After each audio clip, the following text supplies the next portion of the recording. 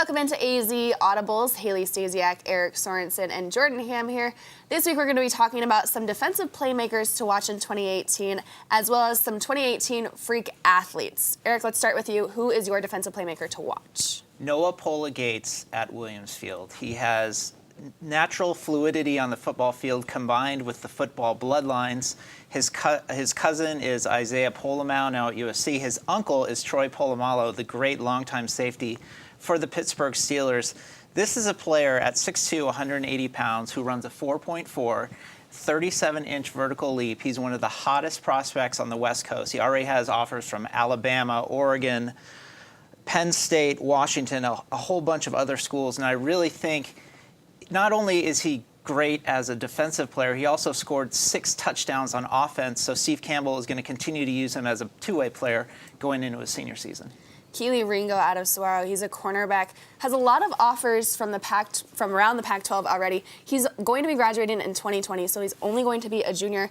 He's an excellent cornerback. His speed and the way he can just read the field really sticks out about him. And the fact that he's only going to be a junior is just really exciting to see what he can do in his last 2 years as a SaberCat. Yeah, I think Ringo is going to blow up over the next couple of years. And really, we could even do an entire segment on the Saguaro defense that's coming back. There's so many great players coming back on that side of the football. I'm going to go with a couple of Liberty playmakers, Ryan Puskas, the safety, Braxton Croteau, the defensive end. These two guys just really lead the charge for the Lions. One of the best defenses last year, and they're returning, already picking up some speed in terms of their recruitment as well, and they can just do it all. Whether it's, I've seen Croteau go back into pass coverage and pick balls off. Ryan Puskas is great when the ball's in the air, but he can also come up and run support. He's one of the few guys I've seen go head-to-head against the Dane Thomas of Centennial and actually bring him down, and it's a solid tackle. It's not, dragging him by the ankles or anything like that, but he can really stick a player when he needs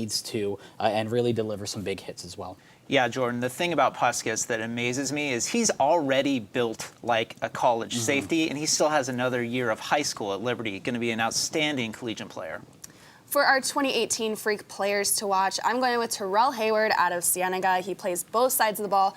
Just a very versatile athlete overall. He's the class of 2019, and head coach Pat Nugent is a big fan of him. He also does track and field, so we talk so much about these dual sport athletes that get the training in the off season, and track and field is excellent, especially if you're a receiver.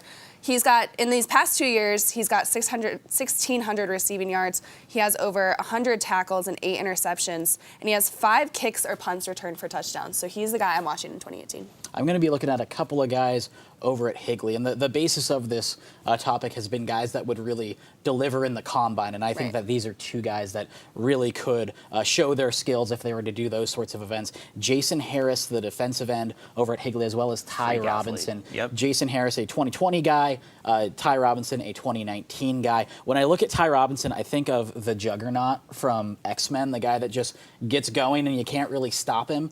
He's a tight end, he's a defensive end, he can really just impact you in so many ways. And then when you look at Harris, he has multiple offers in football and basketball. ASU, the first school to offer him in both just in the past couple of weeks. So a couple of real freaks over for Eddie Zuby and that defense. I'm going to jump from the Far East Valley to the Northwest Valley and go to Deer Valley to talk about Des Melton. 6'4", 210 pounds. He's played pretty much everywhere for the Skyhawks. He already has an offer from ASU, one from U of A, as well as Iowa State.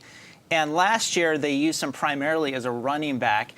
Kind of odd to see a 6'4", 210-pound running back.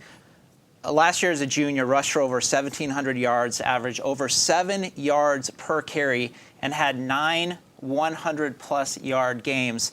The thing that's so intriguing about Milton is I really think he's just scratching the surface of the type of player he's going to be. At college, we're not even really sure where he's going to fit, depending on the school.